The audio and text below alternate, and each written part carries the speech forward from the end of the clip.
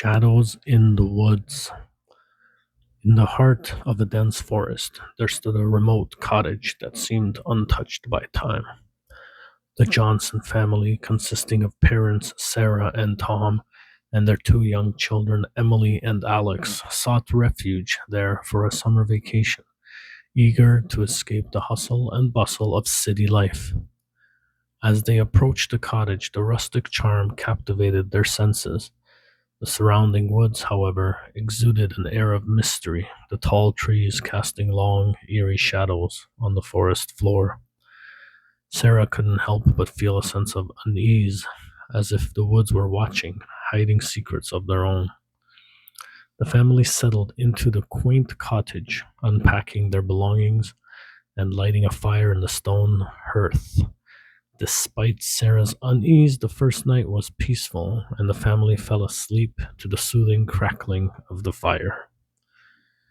But as the days passed, strange occurrences began to unfold. At dusk, when the forest became a canvas for the setting sun's warm hues, the atmosphere changed. Unearthly sounds echoed through the trees like distant whispers carried by the wind. One evening, while sitting by the flickering fireplace, Sarah heard a soft voice emanating from the woods. At first, she dismissed it as her imagination, but as the nights wore on, the voice grew clearer and more distinct. It was a child's voice, laughing and singing, yet tinged with an eerie, melancholic undertone. When Sarah mentioned the voice to Tom, he attributed it to the sounds of wildlife in the woods, a trick of the mind heightened by the secluded surroundings. But Sarah couldn't shake the feeling that something otherworldly was at play. The next morning, Emily and Alex were filled with excitement to explore the enchanting woods. With a promise to stay close, they ventured into the forest, their laughter echoing through the trees.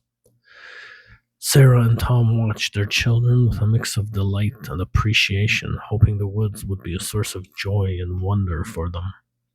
As the sun began to dip below the horizon, signaling their return, Sarah grew anxious when Emily and Alex hadn't emerged from the woods. Panic-stricken, she and Tom rushed to search for them.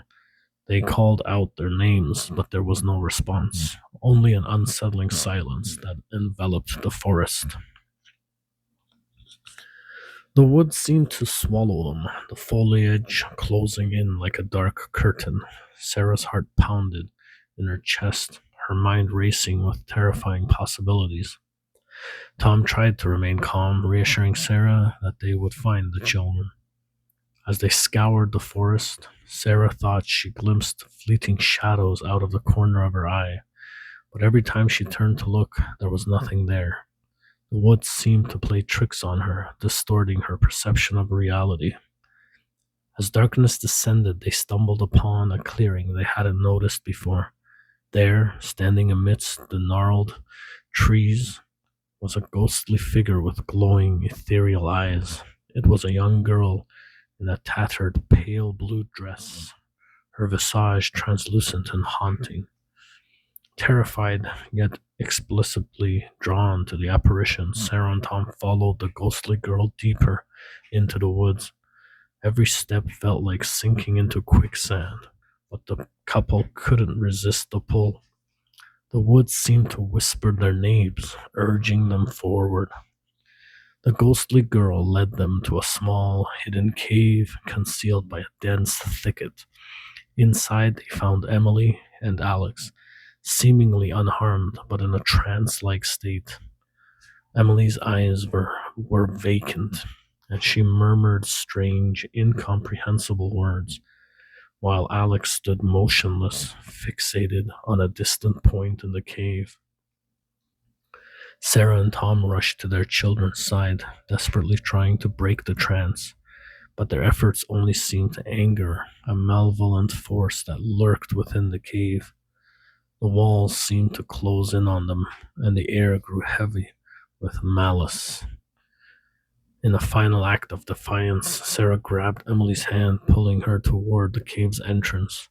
As they ran, the forest seemed to come alive, clawing at their heels. The ghostly apparitions pursued them, wailing in torment. Just as they were about to break free, the malevolent force manifested itself before them, taking the form of a dark, sinister entity. Its eyes gleamed with malice, and its grin sent shivers down their spines. In a heart-stopping moment, Sarah realized that the spirit of the grieving mother was trapped within the malevolent entity, forever bound to the woods. The spirit wanted to replace her lost child with Emily, ensuring that it would never be alone again. With newfound determination, Sarah and Tom held hands and recited an ancient incantation they found in the journal that they had found in the cottage buried deep within the cracks of the fireplace. The air crackled with energy, and a blinding light enveloped them, banishing the malevolent entity back into the shadows. Exhausted but triumphant, they emerged from the woods with Emily and Alex in their arms. The haunted cottage and the surrounding woods faded into the distance as they left that cursed place behind. Returning to the city, the Johnsons hoped to leave the horrors of the woods behind them, but the experience had changed them, leaving a lasting imprint on their souls. Sarah couldn't shake the feeling that the woods had left something lingering within them. Years later, as Emily and Alex grew older, they began to experience strange dreams and visions of the woods. They spoke of the ghostly girl they had encountered and the malevolent entity that had haunted them. Despite their efforts to forget, the memories refused to fade. One day, when the family returned to the cottage to confront their past, they discovered that the woods had become even more sinister. The cottage itself seemed to whisper secrets, and the ghostly apparitions were no longer confined to the shadows. They roamed the grounds openly, watching and waiting. As the family delved deeper into the mystery, they uncovered a dark truth that bound them to the woods. The malevolent entity sought revenge, determined to reclaim its lost child. Emily and Alex realized they were connected to the spirit, and it was through them that the entity could return to the world of the living. With the help of an enigmatic local historian, the Johnsons learned about the tragic history of the cottage and the woods.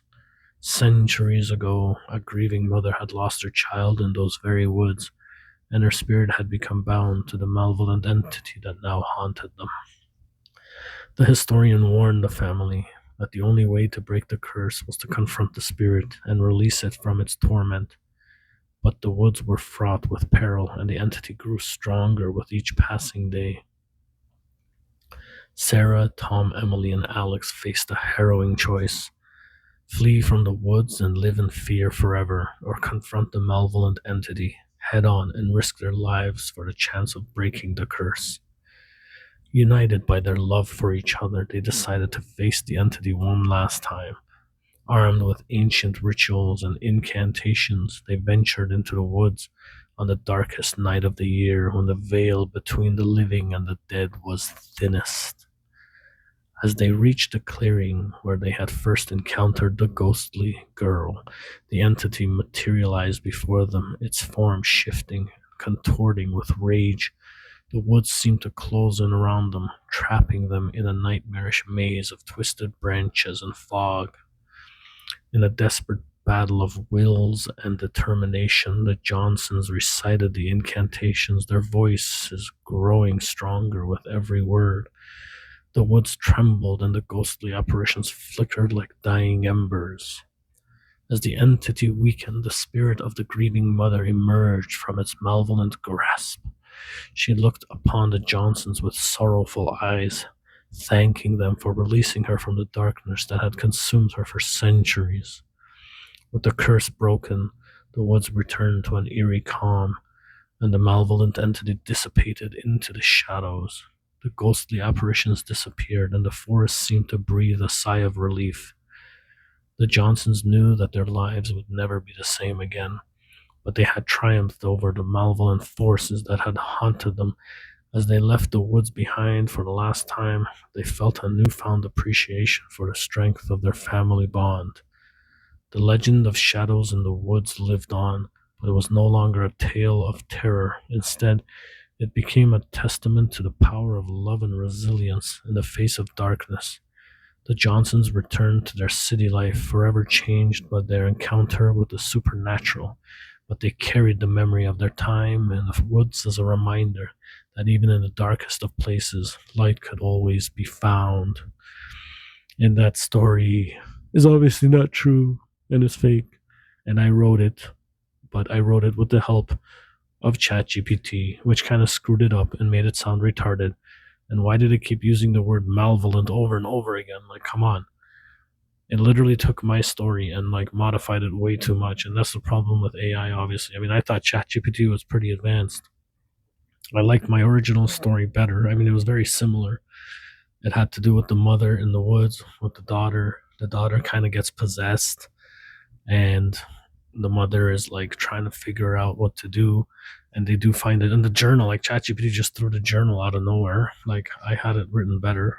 They find like a journal, and there's like these locals in the area. Like I don't even know what ChatGPT does. Like why does it like just disregard so much stuff too? Like this is ChatGPT 5, I guess, and I had like a lot of good stuff written down. Like I mean, like more detail basically. So I asked ChatGPT to kind of modify my story just to make it, I guess, sound more professional. But come on, I don't know. I think it could do better, but I think that's the problem with ChatGPT too. But I mean, whatever. Work in progress, I guess, in both aspects, me and ChatGPT. Anyways, did I write this song? I mean, song. Jesus Christ. Did I write this story when I was high? I don't think I was high. Pretty sure I was even sober, but I can't remember. Anyways, I liked my version a little better. That's all I had. Just this little story, freaky story. Still kind of entertaining though. It sounded decent. But I mean, I've read a lot of different things from ChatGPT, and I mean, anybody. I mean, I don't know. It's not that good of a story. It can do a lot. It can be a lot better. I mean, I've written some random stuff, and ChatGPT needs some help. Like, they need to work on their whole creativity thing. I think this is what a lot of people have complained about. Why it's like far away from taking over us and taking over the arts and all that. I mean, I don't know. This is just more basic and generic ChatGPT, anyways. I don't even think it's the paid version. But anyways, you know who can write a better story than this? Your mom.